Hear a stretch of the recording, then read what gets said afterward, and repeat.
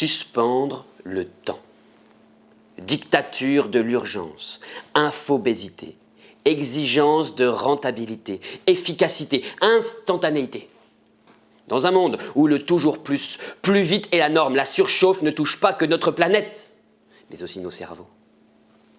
En voulant aller trop vite, nous perdons la direction, la vision de l'énergie pour porter nos projets sur le long terme. Cette vie dans l'urgence fait émerger une seule vraie urgence, celle de ralentir.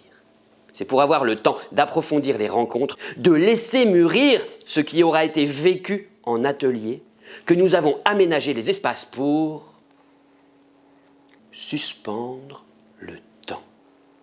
En fait, c'est venu de la conférence atelier et où il y avait eu ça qui était ressorti des échanges, de dire qu'on avait besoin de questionner notre rapport au temps. Et donc, par rapport à ça, il y a eu cette thématique du temps qui est revenue dans les rencontres. Et on s'est dit que si on questionnait notre rapport au temps, il fallait que ce soit intégré dans l'organisation, dans la structure et le programme en fait, des rencontres. Et que vraiment, ça fasse partie de l'ADN de ces rencontres. Et donc, on a imaginé d'aménager des espaces pour suspendre le temps, justement, parce que cette réflexion, elle est venue du fait qu'on est tout le temps en train de courir après le temps. On s'est dit à un moment donné, on est en train de mettre plein de choses à faire, voilà, de remplir ce programme des rencontres et les gens n'auront pas de temps de respiration, et alors que c'était justement le besoin qui était ressorti.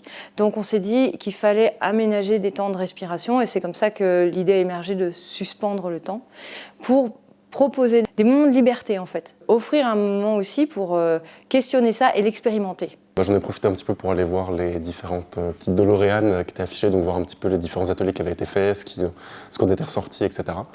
Et j'en ai profité pour discuter un petit peu, sans forcément cibler les personnes qui avaient fait tel atelier, mais juste discuter un petit peu avec les différentes personnes, voir un petit peu comment elles avaient ressenti leur atelier, ce qu'elles en avaient appris. Ce que j'en ai retiré, c'était un petit retour justement un peu critique sur ces différentes connaissances, comment ensuite on peut les appliquer concrètement, ou pas, en fonction des ateliers d'ailleurs. Et du coup, c'était assez riche, assez intéressant.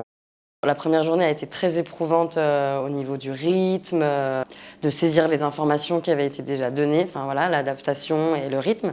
J'ai trouvé ça très riche. Déjà, le mot qui a été donné, c'est vraiment comme ce moment qui est, on ne sait pas trop où il est, la suspension, enfin voilà, on n'est plus racolé à la terre, on n'est pas non plus en train de voler, mais c'est vraiment un temps de liberté avec soi-même et qui nous permet de nous mettre à distance avec le pourquoi on est là. On a fait un petit jeu de société et on était dans autre chose et ça a permis une coupure, de prendre un peu une respiration comme ça justement. Ça permet de revenir un peu plus fraîchement sur les questions qu'on aborde et il y a des choses quand même lourdes. Je pense que le jeu, le ludique, ça permet aussi de connecter avec les gens autrement, de lâcher aussi des choses parce que il y a la petite compétition, mais amicale, et puis on se permet de monter un peu le ton, mais de façon toujours dans le jeu. Donc ça permet aussi, je pense, d'évacuer une certaine tension qui s'accumule dans le collectif. Ah bah moi, vraiment, beaucoup de bien-être, c'est indispensable pour moi, parce que j'adore être ici, c'est vraiment super. Mais il y a vraiment beaucoup de temps en collectif, c'est super animé. J'ai besoin, moi, de me retrouver dans ma petite bulle et d'avoir un peu de calme. Donc aujourd'hui, ça m'a vraiment fait du bien, ce temps-là. C'est indispensable pour moi. Super.